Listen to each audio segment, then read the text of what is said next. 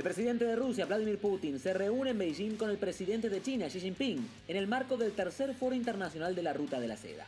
El Kremlin dice que la agenda abarca la colaboración estratégica entre ambos países, así como desafíos regionales y globales de actualidad.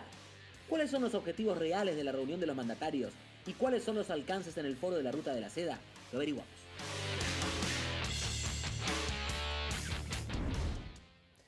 Y para analizar este tema está con nosotros Luis Ignacio Arguero, profesor investigador de la Universidad del Salvador de aquí de Argentina.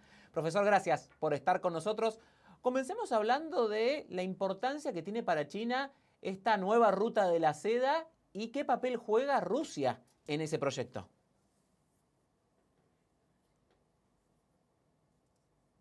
Por supuesto, este es un proyecto que se lanzó hace 10 años, que justamente se está celebrando el 10º aniversario, y si bien no hay números oficiales, hay estimaciones que varían entre los 350.000 millones de dólares y el billón de dólares que se ha invertido durante estos últimos 10 años en ampliar la infraestructura por varias regiones del mundo. Tengamos en cuenta que Rusia y China comparten la quinta frontera más grande del mundo y que han generado una especie de alianza estratégica entre ambos países que obviamente se vio desafiada y también, por un lado, ha planteado un nuevo escenario con lo que ha pasado desde el año pasado por la invasión de Rusia a Ucrania, con el tema de la energía que ya no le provee o le provee en menor medida Rusia a Europa y que ha encontrado en China un gran comprador de esta energía que tiene Rusia, ¿no?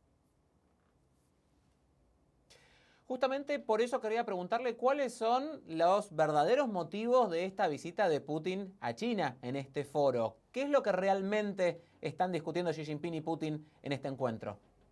Obviamente tenemos que comprender, por un lado, que lo que se ha publicado sobre lo que ha sido la reunión, sobre su acuerdo de alguna manera para pedir un cese al fuego en el conflicto que se está llevando a cabo en Israel, ha sido, por supuesto, también llevado a las Naciones Unidas y los países, Estados Unidos y los países europeos y Japón han negado el statement que proponía Rusia con apoyo de China. Pero más allá de estas cuestiones coyunturales referidas a la paz mundial y en la región, que por supuesto para China es fundamental, porque China importa gran parte de su energía, Rusia es un gran proveedor, pero también le interesa la estabilidad del Medio Oriente, ¿no? Donde también ha tenido una incremental presencia desde el punto de vista de firmas de acuerdos, por ejemplo, con Qatar durante el último año.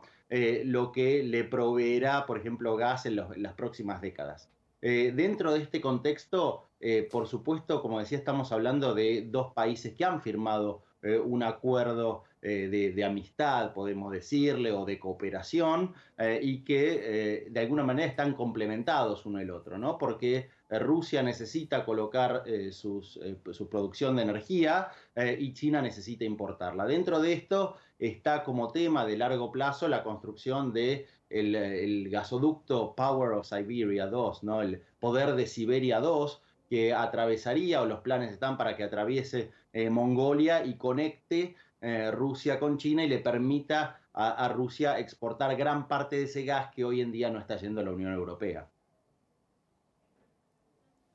Hablemos de la economía de China. ¿Qué otras alianzas, qué otros socios estratégicos necesita China para volver a impulsar su economía?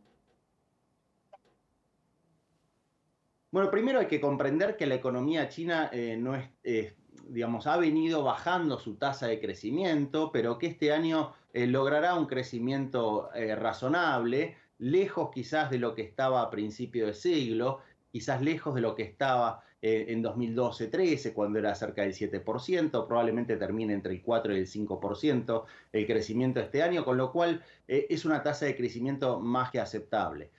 Por otro lado, durante estos 10 años de la iniciativa de la franja y de la ruta, como se dice, o el BRI, ¿no? De la franja de la seda, claramente China ha firmado acuerdos con decenas y decenas de países que se han visto atraídos por los deseos de inversión por parte de China, ¿no? Recordemos que China es el país con mayor cantidad de reservas internacionales del mundo.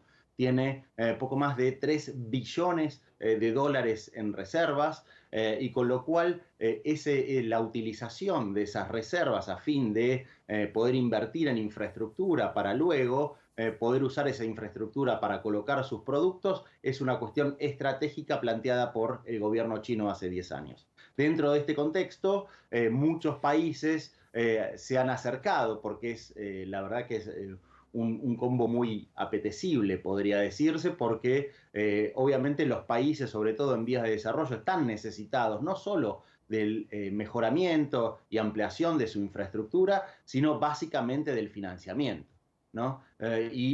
Digamos, ¿no? En este contexto no es raro que también haya habido una reacción por parte de los países desarrollados, sobre todo el G7, que también ha anunciado que iba a lanzar su propio fondo para el desarrollo de la infraestructura a nivel global.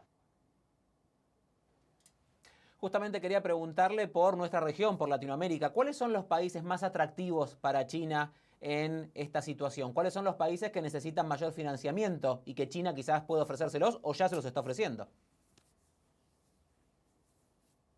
Bueno, en realidad tenemos que comprender que Latinoamérica, por supuesto, tiene diferentes realidades, diferentes contextos completamente diferentes y distintos, y por supuesto también tiene diferente disponibilidad de recursos naturales, que en muchos casos es lo que principalmente le interesa a China. También tenemos, podemos decir, instituciones que en general son relativamente fuertes y que no creo que lleven a un conflicto como por ejemplo ha sucedido en Sri Lanka, donde finalmente Sri Lanka no pudo pagar un crédito y China se hizo cargo de la infraestructura que había construido con su dinero, que era un puerto.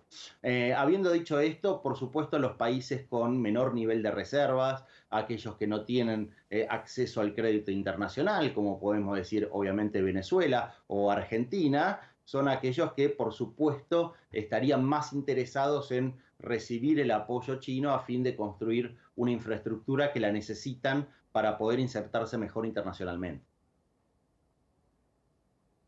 Y justamente mencionando Argentina, acaba de anunciar el presidente Alberto Fernández que ha ampliado el crédito swap con China. Quería preguntarle justamente, ¿cuánto le cuesta a los países de Latinoamérica estas ayudas de China?